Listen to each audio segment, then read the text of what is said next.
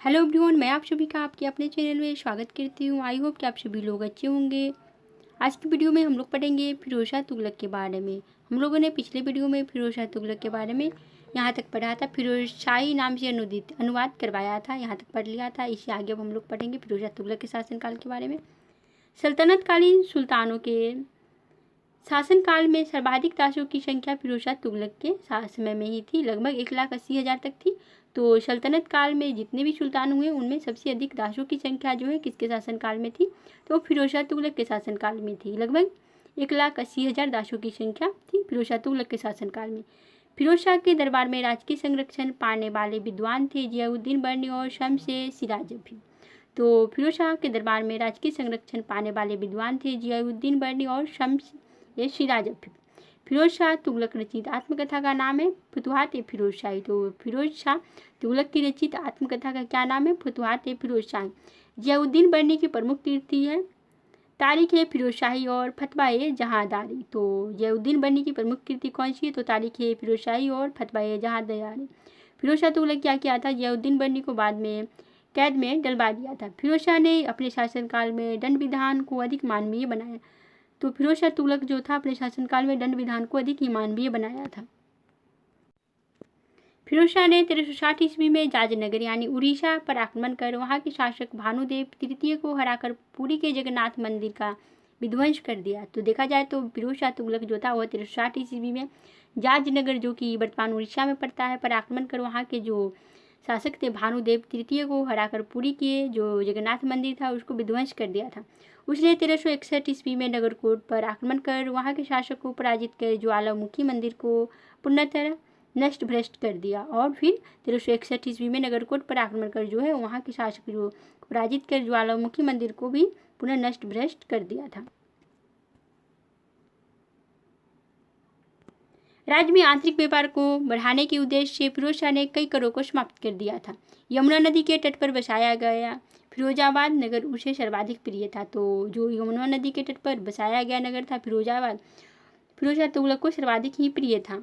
उसने दारुल सफा नाम से एक राजकीय अस्पताल का निर्माण भी करवाया था। तो फिरोज शाह तुगलक जो था वह दारुल सफा नाम से एक राजकीय अस्पताल का निर्माण भी करवाया था, जिसमें गरीबों का इलाज मुफ्त में किया जाने की व्यवस्था की थी। उसने अनेक मकतबों एवं लगभग 1300 मदरसों की स्थापना भी करवाई थी। तो देखा जाए तो फिरोज शाह तुगलक अनेक मकतबों तथा लगभग 1300 मदरसों की स्थापना भी करवाई थी। उसने हिंदुओं को जिम्मी यानी इस्लाम स्वीकार न करने वाले कहा था। तो फिरोज शाह तुगलक जो था हिंदुओं को जिम्मी यानी इस्लाम न स्वीकार करने वाले कहा था और ब्राह्मणों पर जजिया कर लगाया था। उसने दिल्ली में कोटला फिरोज शाह दुर्ग का जो है निर्माण करवाया था। तो फिरोज शाह तुगलक जो था दिल्ली में कोटला फिरोज शाह दुर्ग का भी निर्माण करवाया था। उन्हें शशगानी 6 जीतल का नामक एक नया सिक्का भी चलवाया था। तो फिरोज शाह तुगलक जो था शशगानी नाम का एक नया सिक्का भी चलवाया था जो कि 6 जीतल का होता था।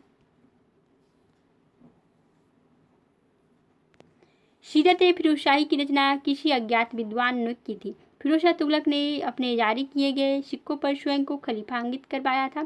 साथ ही उन सिक्कों पर अपने पुत्र एवं उत्तराधिकारी फतह खां का नाम भी अंकित करवाया था। तो फिरोज शाह तुगलक जो था अपने जारी किए गए सिक्कों पर जो है स्वयं को खलीफा अंकित करवाया था और साथ ही उन सिक्कों पर अपने पुत्र एवं उत्तराधिकारी फतह खां नाम भी अंकित करवाया था। उसकी सफलताओं का श्रेय इतिहासकार उसके प्रधानमंत्री खान जहां मकबूल को देते हैं। तो उसकी सफलताओं का जो श्रेय है वह इतिहासकार जो है उसके प्रधानमंत्री कौन थे? खान जहां मकबूल को देते हैं। उसका शासन काल जो है कल्याणकारी निरंकुशता के सिद्धांत पर आधारित था। तो फिरोज शाह तुगलक का शासन कल्याणकारी एवं निरंकुशता के सिद्धांत पर आधारित था। प्रसिद्ध इतिहासकार एल्फिंस्टन और हेनरी इलियट ने फिरोज शाह तुगलक को सल्तनत युग का अकबर कहकर सम्मानित दर्जा प्रदान किया। तो फिरोज शाह तुगलक को सल्तनत युग का अकबर भी कहा जाता है। फिरोज शाह तुगलक की मृत्यु सितंबर 1388 ईस्वी में हुई थी। चलिए हम लोग उसके उत्तराधिकारी के बारे में देखेंगे हैं। तो फिरोज शाह तुगलक के बाद तुगलक शाह 1388 से 1389 ईस्वी तक शासन किया। फिरोज शाह तुगलक का उत्तराधिकारी बना तुगलक शाह 1388-1389 ईस्वी तक शासन किया, जो फिरोज शाह के पुत्र फतह खां का पुत्र था। तो देखा जाए तो फिरोज शाह तुगलक के बाद उसका जो पुत्र था वह गद्दी पर बैठा था। उसका नाम था तुगलक शाह। वह फतह खां का पुत्र था। तुगलक शाह जो था, तुगलक शाह अत्यंत विलासी प्रवृत्ति का था। इसी कारण सरदारों ने 1389 ईस्वी में उसकी हत्या कर दी। उसके बाद आया अबू बकर। इसका शासनकाल था 1389 से 90 तक।